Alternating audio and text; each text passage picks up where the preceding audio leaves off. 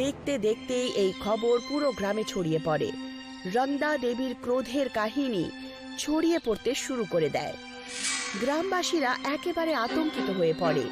এই সমস্যা থেকে বেরিয়ে আসার জন্য তারা পার্শ্ববর্তী গ্রামের জ্ঞানী পণ্ডিতের কাছে পরামর্শ নেন, আর তার পরামর্শ অনুযায়ী গ্রামবাসীরা তক্ষুনি শান্তির জন্য মন্দিরে হবনের আয়োজন করেন, যেখানে সাধনা ও তার পরিবারের জড়িত থাকা বাধ্যতামূলক ছিল। ঠিক আছে, গ্রামে শান্তি বজায় রাখার জন্য আমরা অবশ্যই এই হবনে অংশ নেব। আর এবার আমি কোনো ভুল করব না।